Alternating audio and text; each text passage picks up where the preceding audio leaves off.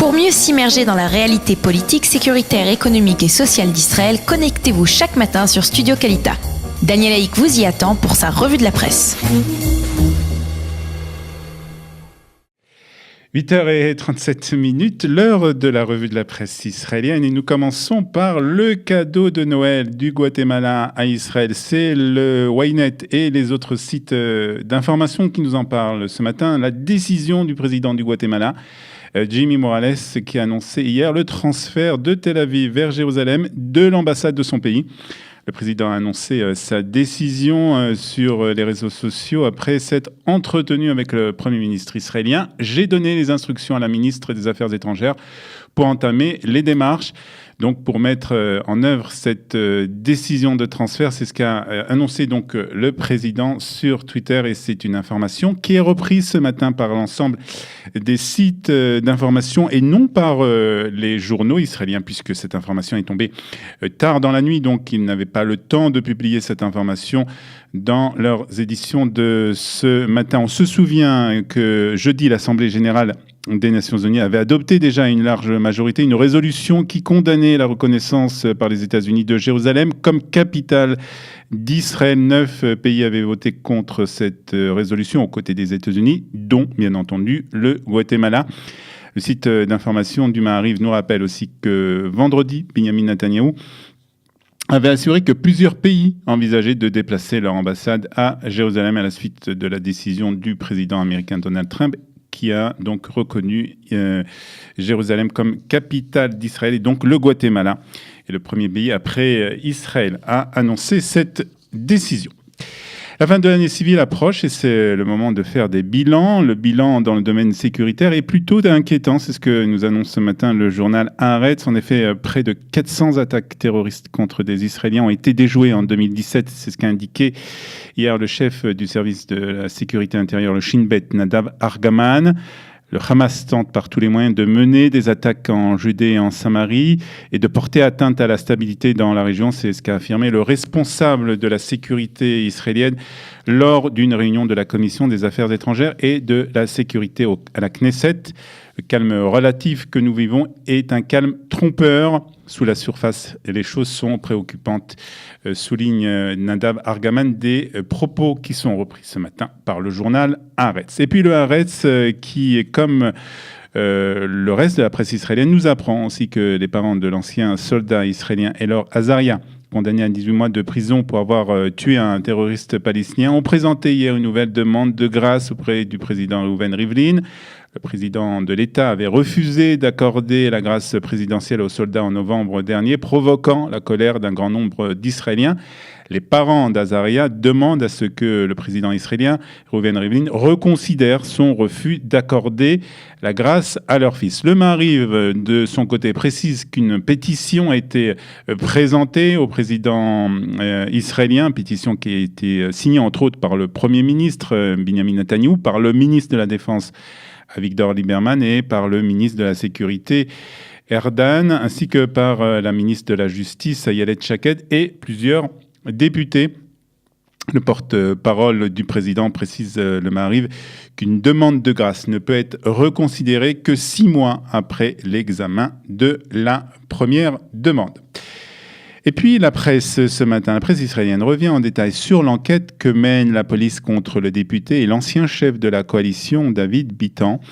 J'ai choisi le droit au silence, a annoncé les députés hier à ses enquêteurs, et a refusé de répondre aux questions que la police lui posait. L'interrogatoire a duré 5 heures pendant lesquelles David Bitan n'a donc prononcé aucun mot. C'est ce qu'écrit ce matin le Yedidot Aharonot. Il cite aussi l'avocat de David Bitan, maître Ephraim Dimri, qui a déclaré hier sur Arutz Shtaim que le député n'avait pas le choix et qu'il était dans l'obligation de garder le silence. Le Maariv nous précise aussi que David Bitan est soupçonné d'avoir essayé de promouvoir une loi concernant un projet d'un constructeur proche du député dans la ville de Rishon LeZion. Le Yedidot Aharonot nous précise que la femme de David Bitan a elle aussi été interrogée par la police. Et le Yediot aussi, comme le Israël Hayom, reviennent ce matin sur la décision de la chanteuse Lord d'annuler son concert en Israël. Lord annule son concert suite à des pressions du mouvement BDS, écrit ce matin le Yediot Aharonot. C'est ainsi plié aux pressions de plusieurs associations anti-israéliennes qui ont demandé à la chanteuse de ne pas se rendre en Israël. Jouer à Tel Aviv sera vu comme un soutien à la politique du gouvernement israélien, cite donc ce matin le Israël Hayom.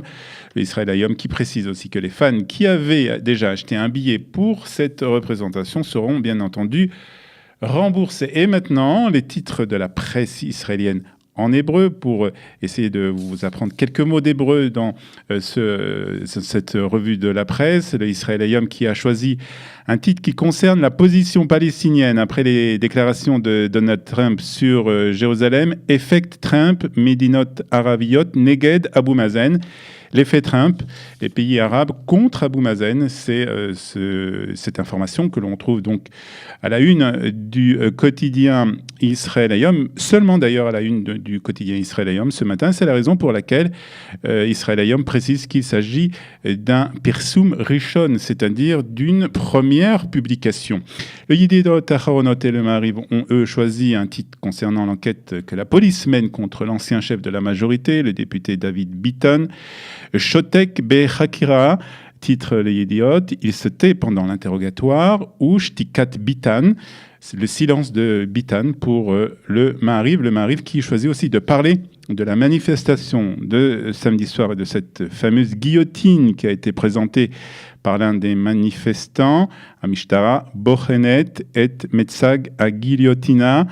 La police vérifie l'exhibition de la guillotine, titre donc ce matin le Maariv.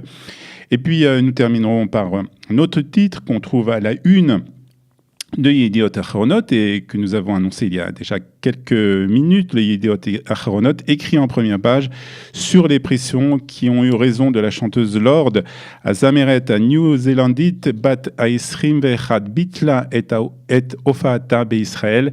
Biglal Lachatsim Shel Tnuat à BDS, la chanteuse néo-zélandaise âgée de 21 ans, a annulé son concert en Israël en raison des pressions du mouvement du BDS. C'est le titre donc ce matin, le titre en hébreu ce matin du Yediot Aharonot.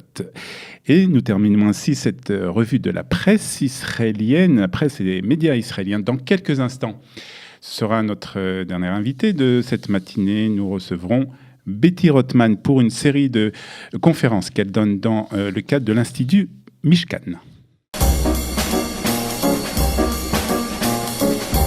Pour mieux s'immerger dans la réalité politique, sécuritaire, économique et sociale d'Israël, connectez-vous chaque matin sur Studio Kalita. Daniel Haïk vous y attend pour sa revue de la presse.